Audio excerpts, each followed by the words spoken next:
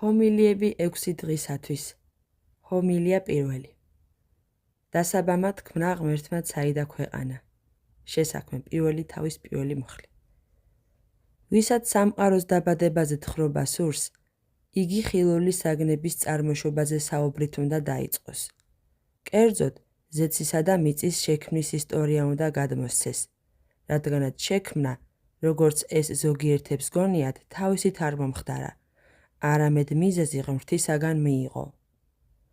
რომელი სასმენელია ღირსი ნათქვამის სიდიადის მოსმენისა, ან როგორ უნდა იყოს სული მომზადებული ამგვარ დიდთა საქმეთა ყურადსაღებად.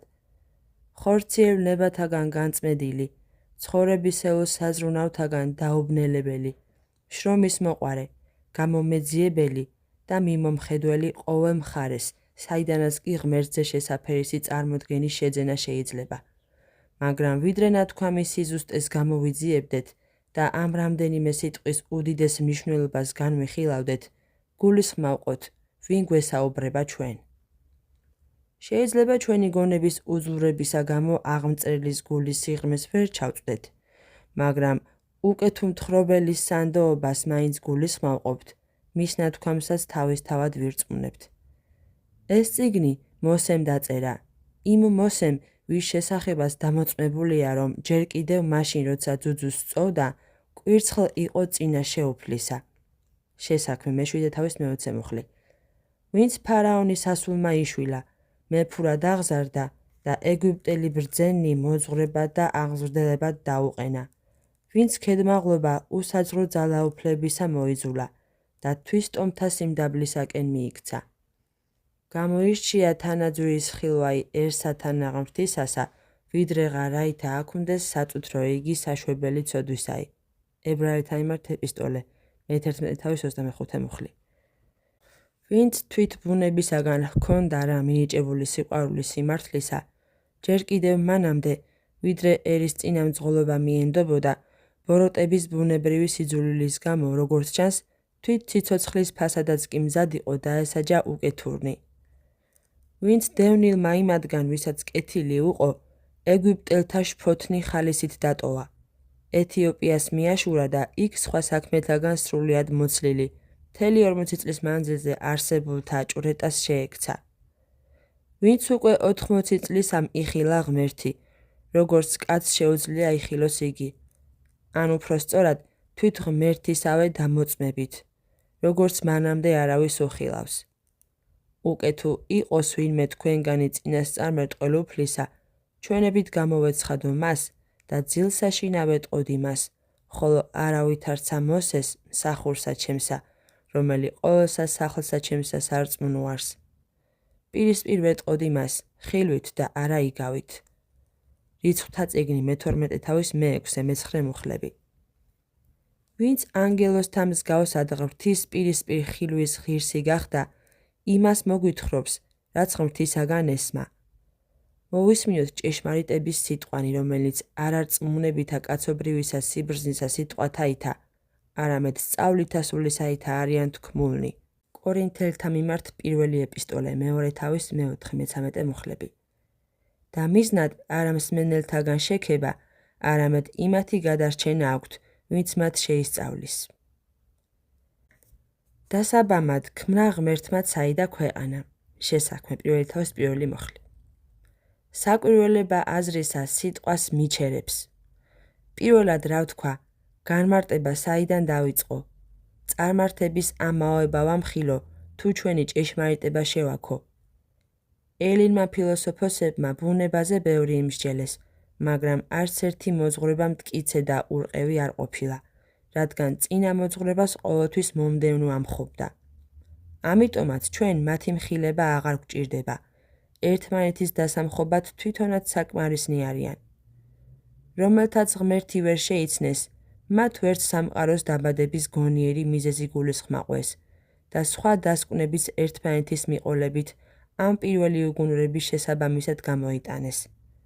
ამიტომაც ერთნი მატერიალური საფუძვლებისაკენ მიელტვოდნენ და ყოველივე არსებულის მიზეზად კოსმოსის სტიქიებს თვლიდნენ, სხვების წარმოდგენით კი ხილული საგნების ბუნებას განუყოფელი და დაუნაწევრებელი სხეულები, სიმძიმე და ფორმები ქმნიდნენ.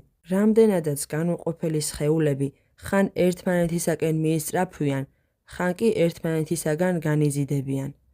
ამდენად დაბადებაცა და დაღუპვაც თითქმის ამის და შესაბამისად ხდება. ხოლო იმ სხეულების ხანგრძლივობის მიზეზი, რომელიც სხვებზე დიდხანს არსებობენ, ატომების უმტკიცეს შეერთებაში მდგომარეობს. ჭეშმარიტად ობობას ქსელს ქსოვენ ამის დამწერნი, რადგან ზეცას, მიწასა და ზღვას უსაფუძვლო, დაუსაბუთებელ ასე მცირესა და სუსტ საწყისებს უდებენ.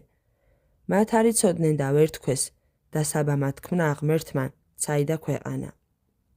მათში დამკვიდრებულმა უღმერთობამ შეაცდინა ისინი და აფიქრებინა, რომ ყოველივე გამგებლობისა და წესრიგის გარეშე არსებობს და მოძრაობას შემთხვევით იწყებს. ჩვენც რომ იგივე არ დაგვემართოს, სამყაროს შესაქმნის აღმწერი ღმრთის სახელით მყისვე გვინათებს გონებას პირველივე სიტყვებით, როცა გვეუბნება დასაბამად თქმნა ღმერთმან. რა მშვენიერი რიგია! პირველად დასაბამი მოიხსენა, რათა ვინმე სამყარო დაუსაბამო არ ჰგონებოდა და შემდეგ დაუმატა ქმნა, რათა ეჩვენებინა, რომ ქმნილება შემოქმედის ძლიერების მხოლოდ უმცირეს ნაწილს წარმოადგენს. მსგავსად მექოთნისა, რომელიც თავისი ხელოვნებით მრავალ ჭურჭელს ქმნის, მაგრამ ამით არც ოსტატობა და არც ძალა აკლდება. ასევე ყოველთა შემოქმედსაც, რომელსაც მხოლოდ ერთ სამყაროსთან შესწორებული შემოქმედებითი ძალა როდი აქვს, არამედ ბევრწილად აღმატებული, ნების ერთი წამის ყოფით მიანიჭა არსებობა ხილულთა სიდიადეს. უკვე თუ სამყაროს დასაბამი აქვს და შექმნილია, გამოიძიე ვინ მისცა დასაბამი და ვინ არის მისი შემოქმედი. უმჯობესი იქნება ვთქვათ, რომ მოსემ, რათა ყოველივე ეს შენ კაცობრივი მსჯელობებით არ გეკვლია და ჭეშმარიტებისაგან არ მიქცეულიყავი, თავისი მოძღვრებით დაგვასწრო და ჩვენს სულებზე ვითარცა ბეჭედი და ზღუდე ღმრთის ფრიად ძვირფასი სახელი აღბეჭდა და თქვა, დასაბამად თქმნა ღმერთმან. ამ ნეტარმა ბუნებამ მოუკლებელმა სიკეთემ, ყველასათვის ვისაც კი გონება მიეცა, საყვარელმა და ფრიად სასურველმა სახიერებამ, დაბადებულთა დასაბამმა, ცხოვრების წყარომ, გონიერმა ნათელმა და მიუწვდომელმა სიბრძნემ, დასაბამად ქმნა ცაიდა ქვეყანა. ამიტომ ადამიანო, ნუ წარმოიდგე, რომ ხილოვნი დაუსაბამონი არიან და იმის გამო, რომ ცაზე მოძრავი სხეულები წრეს წერენ, ხოლო წრის დასაბამი ჩვენი გრძნობის ორგანოებისათვის მიუწვდომელია, ნუ იფიქრებ, რომ წრიულად მოძრავი სხეულების ბუნება დაუსაბამოა, მხოლოდ იმიტომ, რომ ჩვენს შეგრძნებებს გაურბის და არც იმის პოვნა შეგვიძლია თუ სად იწყება იგი და არც იმისა თუ სად მთავრდება. დაუსაბამოდ არც ეს წრე, ანუ სიბრტყეზე ერთი ხაზით შემოწერილი გეომეტრიული ფიგურა უნდა მივიჩნიოთ. მართალია ჩვენს შეგრძნებებს გაურბის, მაგრამ სინამდვილეში, ვინც წრე ცენტრიდან გარკვეული მანძილით შემოწერა, მან იგი უეჭველად საიდანმე დაიწყო. ამგვარად შენც, როცა დაინახა, რომ სხეულები, რომლებიც წრიულად მოძრაობენ, თავისივე თავისკენ მიიქცევიან. მათი თანაბარი და განუწყვეტელი მოძრაობა იმ ცდარ აზრზე ნუ დაგაყენებს, თითქოს სამყარო დაუსაბამო და დაუსრულებელი იყოს. რამე თუ წარმავალარს ხატია მის სოფლისაი, კორინთელთა მიმართ პირველი ეპისტოლე მე-7:31 მუხლი და ცანი და ქვეყანაი წარხდნენ, მათეს სახარება 24:34 მუხლი. სამყაროს დასასრულისა და ცვალებადობის შესახებ დოგმატების წინასწარ განცხადებას წარმოადგენს ისიც, რაც ახლა ჩვენ მოკლედ ღვთივსულიერი მოძღვრების დასაწყისშივე გადმოგვეცა. დასაბამად თქმნა ღმერთმან. ის, რაც დასაბამს დროში იღებს, აუცილებლად დროშივე აღესრულება, ანუ, უკვე თუ დასაბამი ჟამიერია, აღსასრულზეც ნუ დაეჭვდები. მაგრამ როგორ დასასრულთა მიგვიყვანს გეომეტრიული და არითმეტიკული მეთოდები, გამოკვლევები სამყაროთა შესახებ, ყბადაღებული ასტრონომია. ეს ფრიად საჯაფი ამაოება. თუ კი მკვლევარნი, რომელიც ამ საკითხებს სწავლობენ, იმ დასკვნამდე მივიდნენ, რომ მსგავსად ყოველთა შემოქმედი ღმერთისა, ეს ხილული სამყაროც დაუსაბამოა და ის, რაც გარეშე მოუწერელია და მატერიალური სხეულები აქვს, მიუწვდომელი და უხილავი ბუნების მსგავსად განადიდეს, იმის მოაზრება ვეღარ შეძლეს, რომ იქ, სადაც ნაწილები გახსნასა და ცვალებადობას ემორჩილება, მთელიც ოდესმე უცილებლად თავისი ნაწილების მსგავსად შეიცვლის სახეს. მაგრამ ესოდენ ამაო იქმნეს გულის ზრახვითა მათითა და დაუბნელ დაუგულისხმო იგი გული მათი, იტყოდეს თავსათვისა ბრძენ და განცოფნეს, რომ ერთნი ღმერთთან ერთად ზეცის დაუსაბამო არსებობასაც ამტკიცებდნენ, ხოლო მეორენი მიიჩნევდნენ, რომ იგია თავად ღმერთი, დაუსაბამო, დაუსრულებელი და მიზეზი ნაწილთა კეთილმოწყობისა. როცა იქნება ამ სოფლიური სიბრძნის გარდამეტებულობა, უეჭველია მათ მძიმე სასჯელს მოუტანს, რადგან ამაოებათა ასე מחვილად მჭვრეტელნი ჭეშმარიტების გულისხმის ყოფისათვის ნებით დაბრმავდნენ. მაგრამ მათ, რომელთაც ვარსკვლავთა სიხშირე გაზომეს, მარადის საჩინონი და ჩრდილოეთის ვარსკვლავები, აგრეთვე სამხრეთის პოლუსთან მდებარენი, იქ მყოფთათვის სახილველნი ჩვენთვის კი უცნობნი. აღწერეს ჩრდილოეთის სივრცე და ზოდიაქოს წრე 1000 ნაწილად დაყვეს, ვარსკვლავთა აღმოსვლა, დადგომა, გადახრა და თავდაპირველი ადგილებისაკენ საერთო მოძრაობა გამოწვლილვით გამოიკულიეს. აგრეთვე დროც, რომლის მანძილზეც თითოეული სდომილთაგანი თავის სრბას პერიოდს აღასრულებს, დაადგინეს მხოლოდ ერთი ღონე, თავი ყოველთა ღონეთა, ვერ იპოვეს, რომლითაც ღმერთს, ყოველთა შემოქმედსა და სამართლიან მსაჯულს, ვინც ყველა საქმეთა მიხედვით ღირსეულად მიუძღავს, გულისხმაყოფდნენ.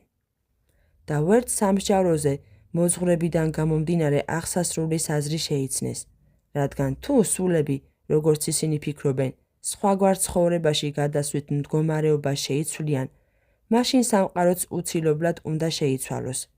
ისევე როგორც ახლანდელი ცხოვრება ბუნებით ამ სამყაროს ენათესავება, ასევე ჩვენი სულების მომავალი არსებობაც მათი მდგომარეობის შესაფერისი უნდა იყოს. მაგრამ ისინი იმდენად დაშორებულნი არიან სიმართლეს, რომ ხმამაღალ სიცილს გვაყრიან, როცა ამ სამყაროს აღსასრულსა და კვალთ საუკუნო განახლებაზე ვსაუბრობთ. რამდენადაც დასაბამი, ბუნებრივია წინ უსწრებს იმას, რაც მისგანაა, ვინც იმ საგნებზე მოგვითხრო, რომელთაც ყოფიერება დროში მიიღეს, აუცილებლობის მიხედვით ყველაზე წინ სიტყვები დასაბამად ქმნა და აყენა. როგორც ჩანს, ამ სამყაროზე ადრე იყო რაღაც, რომელიც ჩვენი გონებისათვის, თუმცა მისაწვდომია, მაგრამ როგორც შეუფერებელი ახლად განსწავლულთა და გონებით ჩვილთათვის, გადმოცემაში შეტანილი მაინც არაა. სამყაროს დაბადებაზე ადრე იყო რაღაც ზეციური ძალებისათვის შესაფერისი მდგომარეობა, ზედროული, საუკუნო და სამარადისო.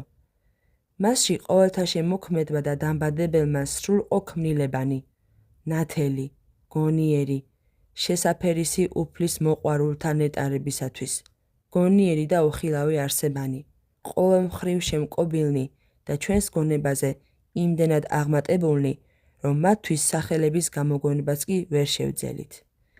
ისინი, როგორც ამას პავლე მოციქულიც გვასწავლის, უხილავი სამყაროს ყოფიერებას აღავსებენ, რამე თუ მის მიერ დაებადა ყოველივე ხილულნი და არახილულნი, ანუ თუ საყდარნი, ანუ თუ უფლებანი, გინა თუ მთავრობანი, გინა თუ ხელმწიფებანი. კოლასელთა მიმართ ეპისტოლე, 1 თავის მე-16 მუხლი. გინა თუ ანგელოსთა მხედრობანი, გინა თუ მთავარანგელოსთა წესმთავრობანი. ხოლო როცა უკვე არსებულისათვის ამ სამყაროს მიმატებაც საჭირო გახდა, რომელიც პირველ რიგში კაცთა სულისათვის სასწავლო სააღზრდელო ადგილს, ხოლო მერე საერთოდ ყოველთა, რაც შობასა და ხსნას ემორჩილება, სამყოფელს წარმოადგენს, მაშინ წარმოიშვა სამყაროსა და მისთა მკვიდრთა, ცხოველთა და მცენარეთა შემსგავსებული მოძრაობა დროისა, რომელიც მარადის ჩქარობს, მიისწრაფვის და არასოდეს მდინარებას არ წყვეტს. დრო ხომ ასეთია, წარსული გაქრა, მომავალი ჯერ არ დამდგარა, ხოლო აწმყო ჩვენს შეგრძნებას მანამდე გაურბის, ვიდრე მის შემეცნებას მოვასწრებდეთ. ასეთია ბუნება დაბადებულისა, ის აუცილებლად ან იზრდება, ან იხსნება, ასე რომ მყარი და მტკიცე არაფერი აქვს. ამიტომაც ცხოველთა და მცენარეთა სხეულებს, რომელიც აუცილებლობით თითქოს და რაღაც დინებასთან არიან შეერთებულნი და მოძრაობისას დაბადებისაკენ ან კიდევ გახსნისაკენ მიისწრაფვიან, დროის ბუნებაში ჩაკეტვა შვენის, დროისა, რომელმაც ცვალებადი საგნების მონათესავე თვისებები შეიძინა. აქედან გამომდინარე, მან, ვინც ჩვენ სამყაროს დაბადება სიბრძნით გვასწავლა, თავის სიტყვას ჯერ უნდა დაამატა და თქვა, დასაბამად, ქმნა, ანუ ამ დასაბამში დროისა. დასაბამად იქმნა სამყაროო, ამას იმის დასამოწმებლად კი არ ამბობს, რომ იგი ყოველთა დაბადებულთა უწინარეს დაიბადა, არამედ უხილავთა და გონებით განსაჭვრეთთა შემდეგ ამ ხილულთა და გრძნობისათვის მისაწვდომ საგანთა დასაბამზე გვესაუბრება.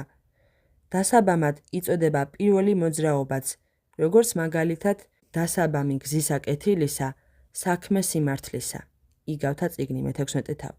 რადგანაც ნეტარი ცხოვრებისაკენ პირველ რიგში მართალ საქმეებს მივყავართ.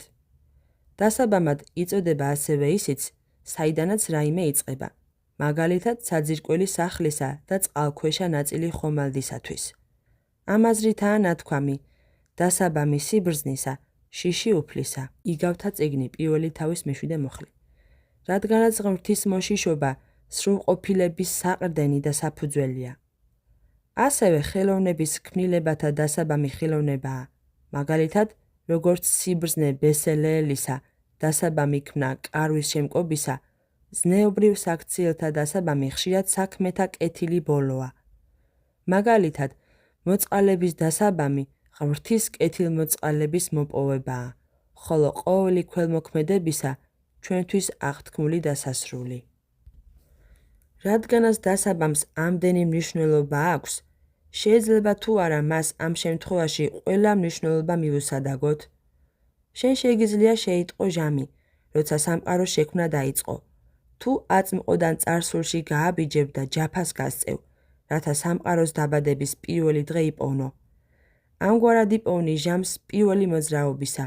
შემდეგ შეიცნობ, რომ ცა და დედამიწა, როგორც რაღაც საფუძველი და საყრდენი, ყოველივეს ისე დაედო, ხოლო შემდეგ, რომ არის ხელოვანი სიტყვა, დასაბამი ხილულთა შემკობისა, როგორც შენ ამას სიტყვა დასაბამი გაჩვენებს.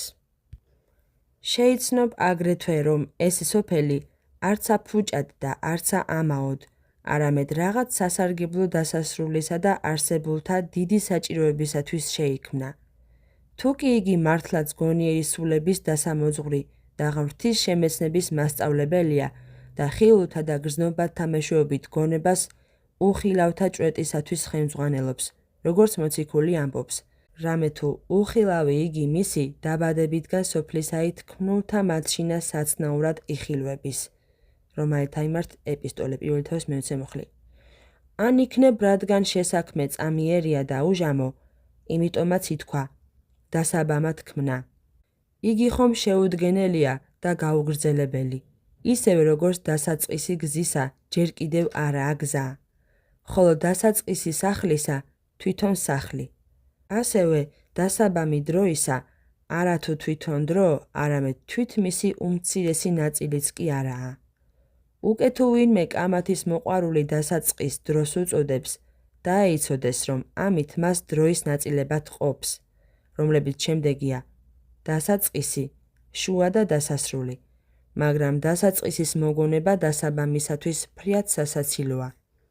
ვინც დასაწყის ორად ყოფს, ერთის ნაცვლად ორ დასაწყის, ან უფრო სწორად მრავალსა და ურიცხვ დასაწყის იღებს, რადგანაც ყოველთა ცალკეული ნაწილის ახალ ნაწილებად დაყოფა დაუსრულებლად შეიძლება. ამგვარად, რათა ჩვენ ერთად მოვიაზროთ ის, რომ სამყარო ღმრთისნებით უჟამოდ შეიქმნა, ნათქვამია, დასაბამად ქმნა.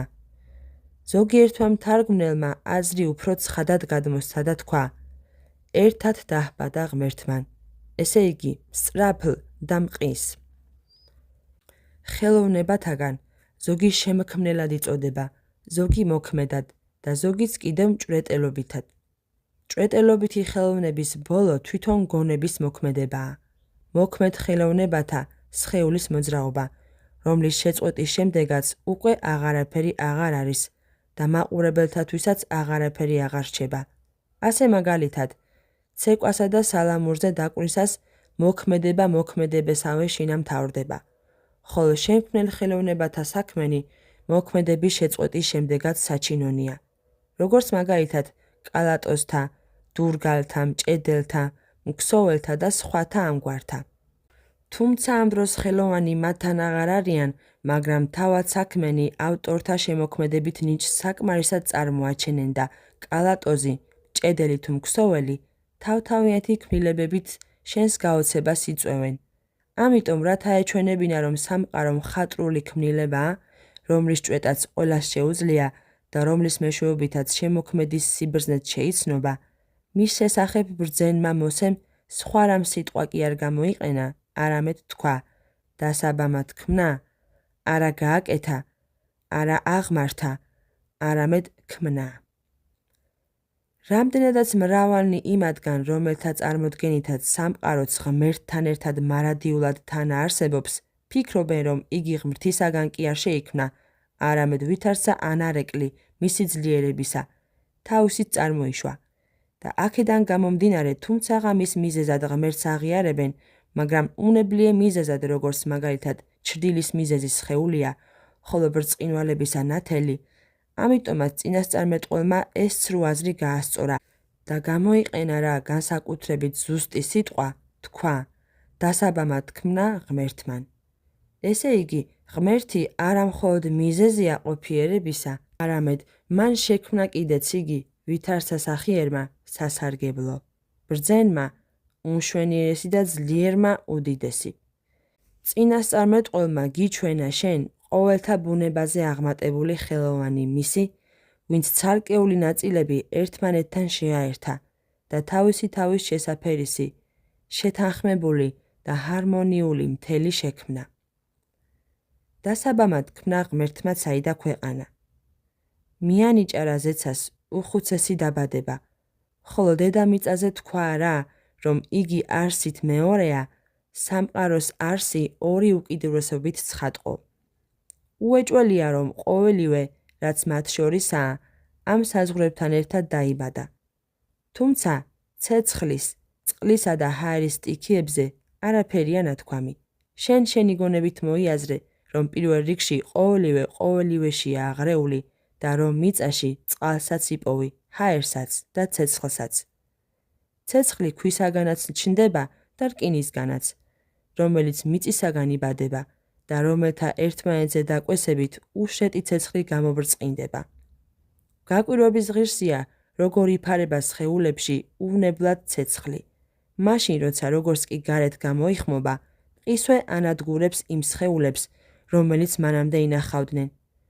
იმას, რომ წყლის ბუნება მიწაშიცაა, ჭისმთხრელნი გვიჩვენებენ, ხოლო მასში ჰაერის ბუნების არსებობას მოწმობს ორთქლი, რომელიც ნესტიანი მიწიდან მზის სიმხურვალის წყალობით ამოდის.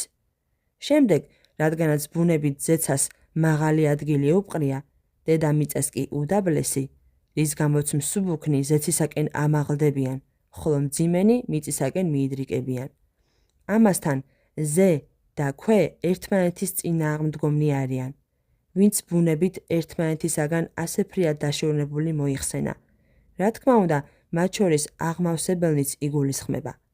ამიტომ თითოეულ სტიქიაზე თხრობას ნუ კი ეძებ, არამედ ის, რაზეც დუმან განცხადებულით მოიაზრე.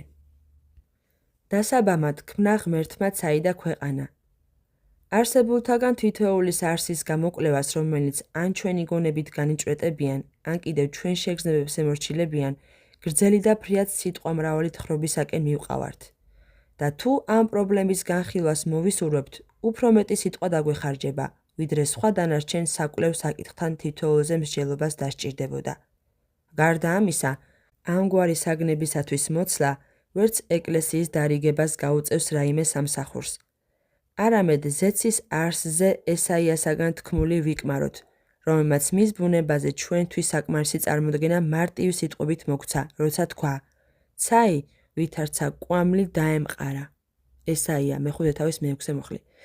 ანუ ნივთიერება, რომლისაგანაც ცა აგებული, ბუნებით თხელი, არამყარი და არაუხეშია. ასევე საკმარისია ჩვენთვის ის, რაც ესაიამ ღმრთის დიდების მეტყოლებისას მის ფორმაზე თქვა, რომელმან გარდაარტყა ცაი, ვითარცა კამარაი. ესაიას 49 თავის 22 მუხლი. მსგავსად შეიძლება ვიმსჯელოთ დედამიწის შესახებაც. ზედმეტი ცნობის მოყვარეობა მისი არსის მიმართ, კერძოდ თუ რა არის იგი, არ გამოვიჩინოთ. გონებას მისი საფუძვლის გამოკვლევისათვის ძალა არ დავატანოთ და არ მოვძებნოთ რაგვარობას მოკლებული რაღაც ბუნება, რომელიც თავისთავად აღებული უთვისებო იქნება. არამედ კარგად გვახსოვდეს, რომ დედამიწის ყველა თვისება, რომელსაც კი ვხედავთ, მისი არსის დასამტკიცებლად და აღმავსებლად შეიქმნა. ცდელობა იმისა, რომ დედამიწისაგან ყოველი მისი თვისება გამოაცალკეო, არავითარ შედეგებამდე არ მიგიყვანს. თუ მას სიშავეს, სიცივეს, სიმძიმეს, სიმტკიცესა და იმ თვისებებს, რომელიც გემოთი ეხილვებიან, ან კიდევ რაღაც სხვებს, რომელთაც მასში ვხედავთ, მოვაკლებთ, საფუძვლად აღარაფერი დაგვრჩება. ამიტომაც გირჩევ, დათმობრა ყოველივე ამას, ნურც იმას გამოიძიებ, რაზე დგას იგი. ამგვარი ძიებისას თავბრო დაგეხვევა, რადგან გონება უეჭველად ზღვარს ვერ იპოვნის. თუ კი იტყვი, რომ სივრცეს მიწისას საფუძვლად ჰაერი უდევს, გაგაოცებს ლბილი, თხელი და ფრიად მსუბუქი ბუნება, როგორ იდებს თავს ესოდენი სიმძიმე იტვირთოს. მისი დაწოლისაგან თავის დასაღწევად ყოველ მხარეს არ განიბნინოს და მარადის მისი შემვიწროებლის ზევით არ ამოიღვაროს. და კიდევ, უკე თუ დედამიწის ქვეშ წყალს წარმოიდგენ, ასევე უნდა იკითხო, როგორ არის ძირება წყალში სიმძიმე და სიმყარე და როგორ შეუძლია უოძლურეს ბუნებას მასზე სიმძიმით აგრერიგად აღმატებული იტვირთოს. უფრო მეტიც, წყლის საყრდენიც უნდა გამოიძიო და კვლავ საგონებელში ჩავარდნილმა იკითხო, რა სიმტკიცეზე ან სიმყარეზე დგას მისი ფსკერი. თუ წარმოიდგენ, რომ დედამიწას მასზე უფრო მძიმე, რომელიღაცა სხვა სხეული უშლის ხელს ქვემოთ დაქანებაში, მის შესახებაც ასევე უნდა განსაჯო, რადგან მასაც დასჭირდება რაღაც მტკიცე საყრდენი, რათა არ ჩავარდეს. კიდევაც რომ შეეძლოთ და მისთვის რაიმე საყრდენი მოვიფიქროთ, ჩვენმა გონებამ მისთვისაც იგივე უნდა მოიძიოს და ასე ჩავარდებით დაუსრულებელ ძიებაში, რადგან ყოველი ახლად ნაპოვნი საყრდენისათვის კვლავ ახლის მოფიქრება დაგვჭირდება. და რაც უფრო შორს წავალთ ამ გზაზე გონებით, მით უფრო იძულებულნი გავხდებით მოვიფიქროთ დიდი საყრდენი ძალა, რომელსაც შეიძლება ყოველივე ერთად აღებული, რაც აწევს დაიჭიროს. ამიტომ გონებას შენსას საზღვარი დაუდევი, რათა შენი ცნობის მოყვარეობისათვის, რომლის გამოც მიუწვდომლის გამოკვლევას ვცდილობ, იობის სიტყვა შენც არ შეგეხოს და შენთვისაც არ აღმოჩნდეს დასმული მისი კითხვა. ან ურასაზე და კარშიკნი მისნი დამსჭვალულ არიან? და თუ ოდესმე ფსალმუნში მოისმენ, მე დავამტკიცენ სვეტნი მისნი, გულისხმა ჰყავ, რომ სვეტებად ის ძალა იწოდება, რომელიც დედამიწას იჭერს, რადგან სიტყვები ზღვათაზე და დააფუძნა იგი, რას ნიშნავს თუ არა იმას, რომ დედამიწა ირგვლივ წყლის ბუნებითაა გარემოცული. როგორ ხდება, რომ მდინარე, წყალი, რომელიც ფერდობზე ჩვეულებრივ ქვემოთ მიექანება, დაკიდებული რჩება და არსად არ ჩაედინება. ხოლო შენ იმასაც კი არ განსჯი, რომ გონებას იმავე ან კიდე უფრო დიდ სიძნელეს თვითონ დედამიწა უქმნის, რომელიც თუმცა კიდე უფრო მძიმეა ბუნებით, თავის თავზეა დაკიდებული. მაგრამ მიუხედავად იმისა, რას ვიტყვით იმას, რომ დედამიწა თავის თავზეა დაკიდებული, თუ იმას, რომ იგი წყალს ეყრდნობა, საჭიროა ღვთის სათქმელობას არ დავცილდეთ და ვაღიაროთ, რომ ყოველივე ერთად აღებულს შემოქმედის ძალა იჭერს. ამიტომ საკუთარ თავსაც და იმათაც, რომელიც შეგვეკითხებიან, რას ეყრდნობა ეს უზარმაზარი და აუწონავი სიმძიმე მიწისა, უნდა ვუპასუხოთ. ხელსაშინაღ ღვთისასა არიან კიდენი ქვეყანისანი, ფსალმუნი 94. ეს აზრი ჩვენთვისაც ყველაზე უსაფრთხოა და მსმენელთათვისაც ყველაზე სასარგებლო. ბუნების ზოგიერთი მკვლევარის მახვილგონივრული მტკიცებით, დედამიწა უძრავია უკვე შემდეგი მიზეზითაც.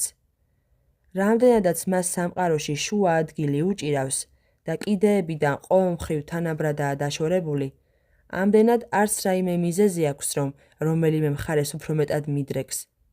რჩება რა იგი იძულებით თავის მდგომარეობაში, რაიმესაკენ მის მოძრაობას ირგვლივ არსებული ეს თანაბრობა შეუძლებელს ხდის. შუა ადგილი დედამიწას არც ხვედრით რგებია და არც შემთხვევითობით, არამედ იგი მის ბუნებრივსა და აუცილებელ მდგომარეობას წარმოადგენს.